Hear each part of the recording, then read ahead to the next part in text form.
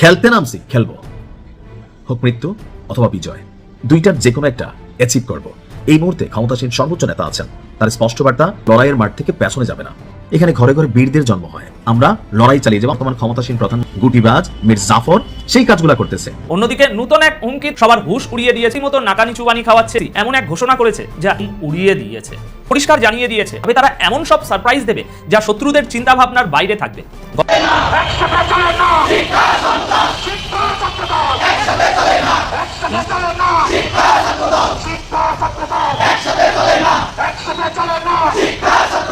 ছাত্র দলের সন্ত্রাসীদেরকে বলতে চাই, আপনারা আগুন নিয়ে খেলছেন, আগুন নিয়ে খেলবেন না।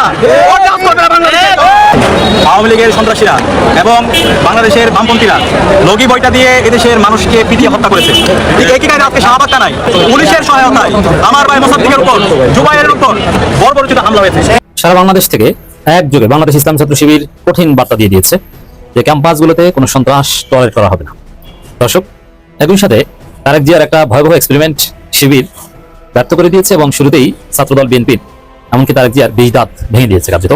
যাদেরকে আপনারা বলেন গুপ্ত গুপ্ত, তাদের জন্য আজ আপনারা মুক্ত। হ্যাঁ, গুপ্ত থাকতে হেরম লাগে, হেরমালারাই গুপ্ত থাকতে পারে, যে কোনো লোক গুপ্ত থাকতে পারে না। দেখেন না, বাংলাদেশের সমস্ত গোয়েন্দা খুঁজা বাইর করতে পারে নাই, পার্শ্ববর্তী দেশ থেকেও ভাই পুরো গোয়েন্দা বিভাগ খুঁজা বাইর করতে পারে নাই। কিভাবে যে 5 আগস্ট হয়ে গেল কেউ টেরও পায় না। আসসালামু আলাইকুম প্রিয় দর্শক শ্রোতা, আশা করি সবাই ভালো আছেন।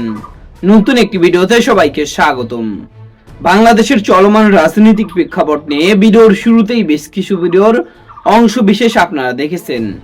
মূলত আজকের এই ভিডিওটিতে সেই সকল ভিডিওর বিস্তারিত আলোচনা দেখতে পারবেন।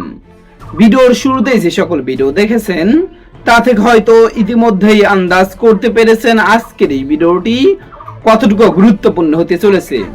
অতএব চলুন কথা না বাড়িয়ে একটি লাইক দিয়ে সম্পূর্ণ ভিডিওটি দেখে আসি। চট্টগ্রাম সরকারি সিটি কলেজে ছাত্রদল এবং ছাত্র শিবিরের ভিতরে যে রক্তক্ষয়ী সংঘর্ষটা হলো, সেখানে তো ছাত্রদল ছাত্র শিবিরের এক কর্মীকে কুপিয়ে পায়ের রক কেটে দিল। এই ঘটনার পরে আমি যে ভিডিও করেছিলাম সেখানে আপনাদেরকে আমি বলেছিলাম যে 2-3 দিনের ভিতরেই বাংলাদেশের সমস্ত শিক্ষা প্রতিষ্ঠানগুলোতে ছাত্রদল এইভাবে হামলা চালাবে, পরিকল্পিতভাবে অস্থিতিশীল পরিবেশ তৈরি করবে এবং নতুন করে একটি উত্তেজনাকর পরিস্থিতি তৈরি করে তারা মূলত ক্যাম্পাসগুলো দখলে নেবে। শুরু হয়ে গেছে কিন্তু। গতকাল রাতে তারা শাহবাগ থানার ভিতরে ডাকসুর সমাজ সেবা সম্পাদক এবং সাহিত্য সম্পাদক এবি জুবায়ের, মোসাদ্দেক এদেরকে থানার ভিতরে পিটিয়েছে পুলিশকে সরিয়ে দিয়ে। পুলিশ সাথে থাকলে ছাত্রদল অবশ্য খুব ভালো পারফর্ম করতে পারে। থানাগুলোতে যখন বিএনপি ক্ষমতায় থাকে তখন তারা খুব ভালো পারফরমেন্স দেখাতে পারে। এক্ষেত্রে ছাত্রদল প্রচন্ড সাহসী, তাদেরকে এর জন্য প্রশংসা করতেই হয়। গতকাল ঈশ্বরদী কলেজেও ছাত্র শিবিরের পূর্ব ঘোষিত একটা সমাবেশ, চট্টগ্রামে যে রক কেটে দিল ওইটার প্রতিবাদ সমাবেশ ডেকেছিল ঈশ্বরদীতে, সেখানেও তারা গিয়ে হামলা চালিয়েছে।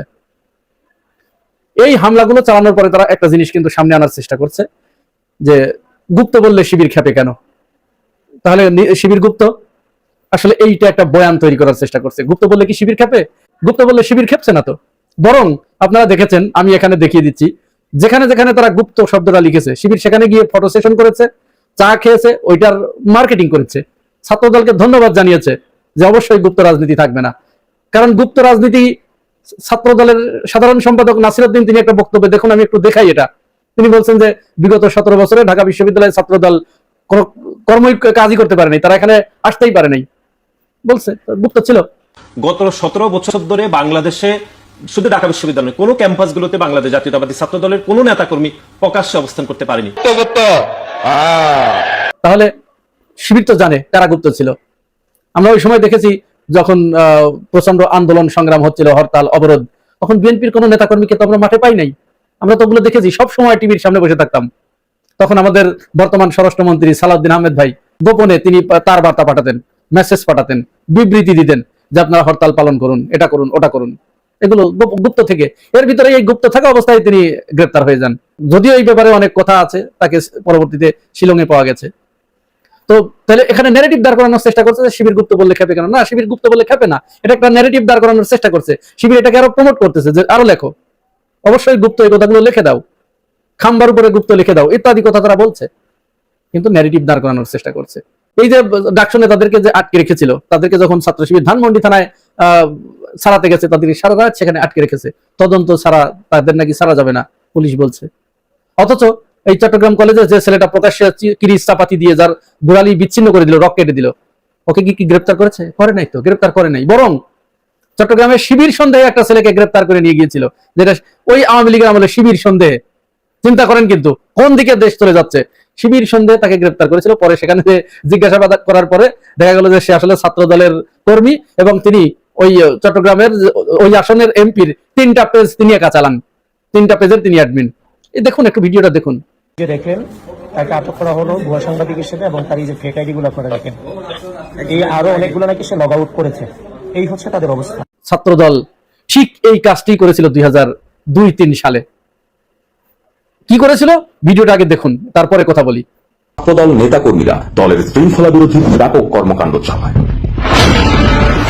বিশেষ করে ঢাকা বিশ্ববিদ্যালয় সহ দেশের বিভিন্ন বিশ্ববিদ্যালয় ও কলেজের হলগুলো দখল ও ছাত্রছাত্রী খুন ও লাঞ্ছিতের ঘটনায় সারা দেশ ছাত্রদলের বিরুদ্ধে ফুঁসে ওঠে।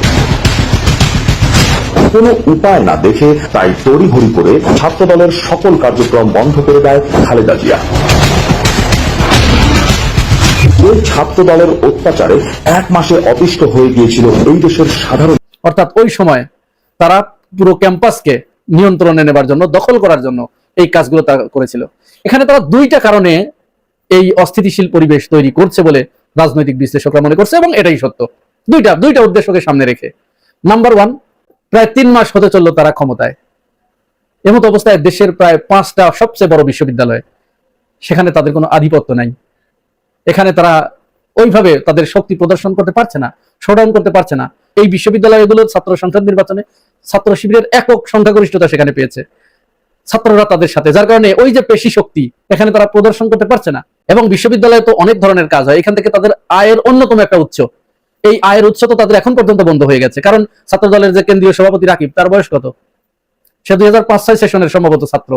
তার কাছে 5 আগস্টের পরপরই জিজ্ঞাসা করেছিল এক সাংবাদিক যে আপনারা কমিটি দিচ্ছেন না কেন, আপনি ছাত্র দলের সভাপতি এখনো থাকেন কি করে, সপ্তাহ ছাত্রে ভরপুর।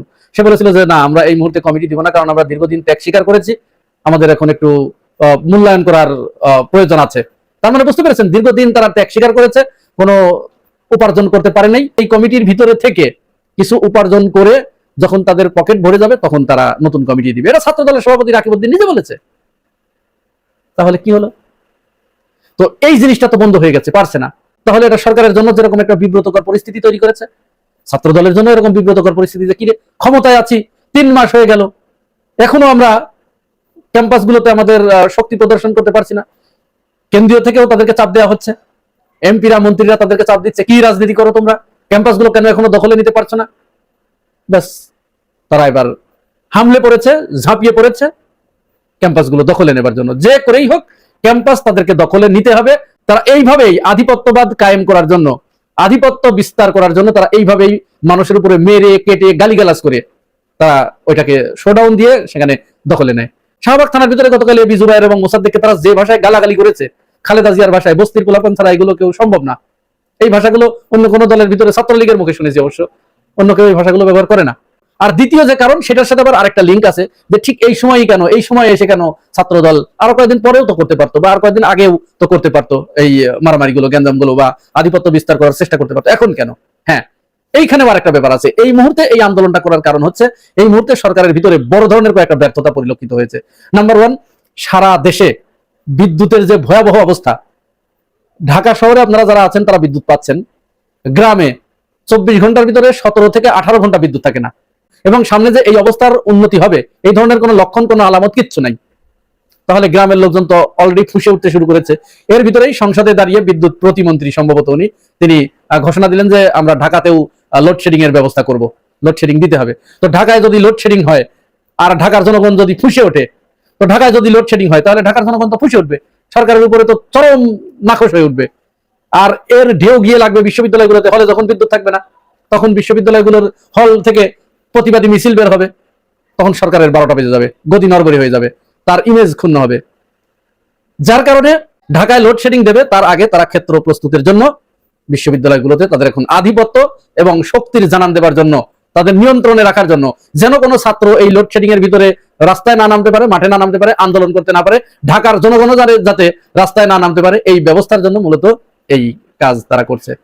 ঢাকার বিভিন্ন জায়গায় বুয়েটের ভিতরে কাল গ্যাঞ্জাম হয়েছে, ঢাকা বিশ্ববিদ্যালয় তো হলো, ধানমন্ডির আশেপাশে সমস্ত জায়গায় 2-1 দিনের ভিতরে দেখবেন যে একেবারে এইভাবে ডিজাস্টার করে ফেলবে। সারা বাংলাদেশে তারা এইভাবে ক্ষমতা প্রদর্শন করে তারা দখলে নিয়ে নেবে, মাঠ দখলে নিয়ে নেবে। এটা হচ্ছে দখলের রাজনীতি।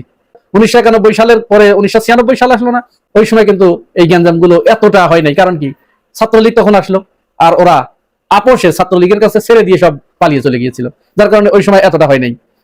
তারপরে 96 থেকে 2001 সালে যখন আবার ক্ষমতায় আসলো, তখন আবার ছাত্রলীগ তো পালাতে চায় নাই, তখন তারা ছাত্রলীগকে তাড়ানোর জন্য, দখলে নেবার জন্য এই কাজগুলো করেছে। 2002-03 এই যে ভিডিওটা আমি দেখালাম। আবার 2008 সালে যখন তারা ক্ষমতা ছেড়ে দিয়েছে, তখন ছাত্রলীগকে এই শক্তি প্রদর্শন করতে হয় নাই, কারণ তারা আগেই পালিয়ে গেছে। ওই যে আগেই বলেছি, পুলিশের সাথে থাকলে ছাত্রদল খুব শক্তিশালী, খুব তেজবান। ডাকসু নেতা এবি জুবায়ের মোসাদ্দেকের উপর যে ভয়াবহ হামলা চালিয়েছে, শাহবাগ থানায় ছাত্রদল যে পরিকল্পিত মব করেছে, এই ঘটনার নেপথ্যে কারা, কিভাবে ঘটেছে, কেন ঘটেছে, শুনলে একটু অবাক হবে। হ্যাঁ, এর সমস্ত রহস্য এখন আমি ফাঁস করে দিব। দর্শক, ছাত্রদল, ক্ষমতাসীন ছাত্র সংগঠন থানার ভিতরে ঢুকে মব করেছে। আপনি চিন্তা করেন যে আমাদের রাষ্ট্রটা কেমন রাষ্ট্র? এটা কি কোনো রাষ্ট্র? আমরা কোনো সভ্য সমাজে বাস করছি, না একটা আনসিভিলাইজড বর্বর সোসাইটিতে বাস করছি? এদেশে কোনো আইনের শাসন আছে? নেই। যদি থাকতো, যদি কোনো স্বরাষ্ট্রমন্ত্রী থাকতো, যদি কোনো প্রধানমন্ত্রী থাকতো, তাহলে এতদিনে ওই মব বাসদের গ্রেফতার করতো। কিন্তু কোনো গ্রেফতার নাই, আছে যারা ভিকটিম, তাদের হয়রানি। তো দর্শক, এটা স্বাভাবিক কোনো মববাজি নয়। শাহবাগ থানায়, ঢাকা বিশ্ববিদ্যালয় সহ বিভিন্ন জায়গায় এবং দেশব্যাপী ছাত্রদল শিবিরের উপর যে হামলা করছে এবং থানার ভিতরে ঢুকে যে মব করছে, বিশেষ করে এবি জুবায়ের এবং মোসাদ্দেকের উপর যে হামলা, এটা পূর্ব পরিকল্পিত, ছাত্রদলের সাজানো পাতানো, এবং সবকিছু নেপথ্যে কলকাঠি নাড়ছেন তারেক রহমান নিজেই। হ্যাঁ, এটা তারেক রহমানের সেকেন্ড এক্সপেরিমেন্ট। প্রথম এক্সপেরিমেন্ট ব্যর্থ হয়েছে। চট্টগ্রাম সিটি কলেজে যে ছাত্রদলের ট্রায়াল, ওটা ছিল তারেক রহমানের ফার্স্ট এক্সপেরিমেন্ট, কিন্তু সেই ট্রায়াল ডিডেন্ট ওয়ার্ক, সেটা কাজ করেনি। এরপর এখন এই থানার ভিতরে বা বিভিন্ন জায়গায় পরিকল্পিত মব, এবি জুবায়ের মোসাদ্দেকদের উপর হামলা, এটা আরো চলবে। এক পর্যায়ে ছাত্রদল লাশও ফেলতে পারে, এভাবে ক্যাম্পাস দখল করতে চাইবে। That is very significant. আমি আসছি কিভাবে। দেখেন, ছাত্রদলকে ক্যাম্পাস দখল করতে হবে, এটা হচ্ছে তারেক জিয়ার অ্যাসাইনমেন্ট। যে বাবারা, তারেক জিয়া ভালোভাবে বুঝেন যে তারেক দেশ চালাতে পারছে না, দেশে ভয়াবহ জ্বালানি সংকট এবং বিদ্যুতের যে ভয়াবহ লোডশেডিং, জনজীবন যেভাবে বিপর্যস্ত হয়ে উঠছে, দ্রব্যমূল্যের যে ভয়াবহ ঊর্ধ্বগতি, এলপিজি গ্যাসের দাম থেকে শুরু করে সবকিছুর দাম যেভাবে বাড়ছে, মানুষ এটা বেশি দিন সহ্য করবে না। এবং বাংলাদেশে একটা দুর্ভিক্ষ লাগলেও লাগতে পারে যদি ইরান যুদ্ধে বেশি খারাপ কিছু হয়, আল্লাহ বাংলাদেশে হেফাজত করুক। তখন তারেক জিয়া ক্ষমতায় টিকে থাকতে পারবেন না, 1.5 বছরের মধ্যেই তার পতন হবে। কেন? ভেরি সিম্পল হিসাব। দেখেন, বিশ্ববিদ্যালয়গুলো যদি ক্ষমতাসীনদের নিয়ন্ত্রণে না থাকে, তাহলে সরকার পতন 1-2 ব্যাপার, যেটা আপনারা দেখেছেন ঢাকা বিশ্ববিদ্যালয় 2024 সালে। 24 সালের জুলাইয়ের শেষের দিকে বিশ্ববিদ্যালয়গুলো থেকে ছাত্রলীগকে পিটিয়ে হল ছাড়া করে, ক্যাম্পাস ছাড়া করে শিবির এবং সাধারণ শিক্ষার্থীরা। তারপরে কিন্তু হাসিনা সরকার হাল ছেড়ে দিয়েছে এবং একটা পর্যায়ে হাসিনা পতন হয়েছে। এবং আমাদের 24-এর বিপ্লবটাকে বলা হয় ছাত্র জনতার অভ্যুত্থান বা বিপ্লব। এবং সবকিছুর পরিকল্পনা, সবকিছুর সফলতার মূল ছিল ছাত্র, ঢাকা বিশ্ববিদ্যালয়ের শিক্ষার্থী, ঢাকা বিশ্ববিদ্যালয়। অতএব ঢাকা বিশ্ববিদ্যালয় সমস্ত হিসাব নিকাশ, ঢাকা বিশ্ববিদ্যালয় সবকিছু। বাংলাদেশের কারা ক্ষমতায় থাকবে কি থাকবে না, কাদের পতন হবে কি হবে না, it depends on Dhaka university. Tarique Rahman knows it very well. এখন তারেক রহমানকে ক্ষমতা পাকাপোক্ত করতে হলে ঢাকা বিশ্ববিদ্যালয়ে লাগারে লাগা ধান লাগা ভিসি তো দিয়েছে, লাগারে লাগা ধান লাগা প্রক্টর দিয়েছে, রেজিস্ট্রার থেকে শুরু করে সবকিছু নিজেদের মতো করে প্রবেশী 2জন সব ঠিক করেছে। এখন যেভাবেই হোক না কেন, লাশ ফেলে হোক, আর শাহবাগ থানায় মব করে হোক, আর এবি জুবায়ের মোসাদ্দেককে হত্যা করে হোক, এবি জুবায়ের মোসাদ্দেক এদেরকে হত্যাও করতে পারে, আমি সতর্ক করছি। যেভাবেই হোক না কেন, ক্যাম্পাস দখল করতে হবে, যাতে তারেক জিয়া পতনের ঝুঁকিতে না থাকেন। এটা হচ্ছে তারেক জিয়ার ভয়, এবং এটা হচ্ছে বিএনপির বা তারেক জিয়ার যে উপদেষ্টা আছেন তাদের টেনশন। এর ফলে তারা শিখিয়ে দিয়েছেন যে যেভাবে হোক ঢাকা বিশ্ববিদ্যালয় দখল করতে হবে, তাতে ভুয়া স্ক্রিনশট সরিয়ে হোক। যেমন দেখেন, এই স্ক্রিনশট এগুলো কারা বানিয়েছে, এগুলো যদি আপনি খোঁজ দেন যে ছাত্রদলের শীর্ষ নেতৃবৃন্দ, যারা কেউ কেউ এমপি, নারী সংরক্ষিত নারী আসনে এমপি নমিনেশন পেয়েছেন, এই টাইপের লোকজন এই স্ক্রিনশট ছড়িয়েছে, বানিয়েছে। এগুলো তারা নিজেরা বানিয়ে, নিজেরা শিবির, ডাকসু নেতৃবৃন্দ এদের নামে প্রচার করে, তারপরে নিজেরাই মক করে ক্যাম্পাস দখলের একটা চেষ্টা করছে। কারণ ভেরি সিম্পল, যদি গেস্ট রুম, গণরুম এবং জোর করে ফার্স্ট ইয়ারের শিক্ষার্থীদেরকে জিম্মি করে রাজনীতি করাতে না পারে, তাহলে এই ছাত্র দলের কোনো দাম নাই, তাদেরকে কেউ গুনবে না এবং ক্যাম্পাসে তাদের চালানোর দাম নাই। এই জন্য গেস্ট রুম, গণরুম কালচার, ম্যানার শেখানো কালচার, এটা ফিরিয়ে আনতে ছাত্রদল বাধ্য, এছাড়া তাদের বাঁচার কোনো উপায় নেই, নাম্বার 1। আর ওই যে ঢাকা বিশ্ববিদ্যালয়ে যে কোনো সময় নাড়াচাড়া দিলে প্রধানমন্ত্রী ক্ষমতাসীন দলের চেয়ার থাকে না, যার ফলে ঢাকা বিশ্ববিদ্যালয়ের ছাত্র দলের রাম রাজত্ব থাকতে হবে, এটা তারেক যে বিশ্বাস করেন, তার ফলে এই এবি জুবায়ের মোসাদ্দেকের উপর হামলা হয়েছে। একটা সিম্পল বিষয় মনে রাখেন, ছাত্র দলের ছেলেরা তারা হাইকমান্ডের নির্দেশ ছাড়া কিছুই করে না।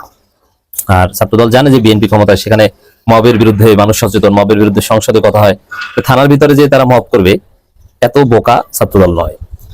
থানার ভিতরে মব করেছে, এটা ডেফিনেটলি তাদেরকে তারেক রহমানের পক্ষ থেকে বলা হয়েছে যে তোমরা এরকম একটা কাজ করো, ওরা যেন থানাকেও নিরাপদ মনে না করে। তারপরে তোমরা ওদেরকে একদিন ঝুঁকি নিয়ে পিটিয়ে ক্যাম্পাস থেকে বের করে দাও।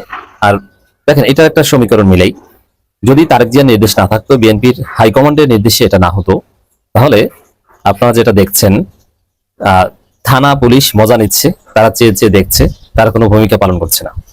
একজন ভিকটিম থানায় গিয়েছে আশ্রয় নিতে, তাকে হত্যার হুমকি দেওয়া হচ্ছে, সেই ভিকটিমকে গ্রেপ্তার করে সারা রাত রেখে দিয়েছিল বিএনপির পুলিশ, এটা জাতীয়তাবাদী পুলিশ দল, এবং শেষ দিকে সকালের দিকে তাকে মুক্তি দিয়েছে বা ভোর রাতে মুক্তি দিয়েছে।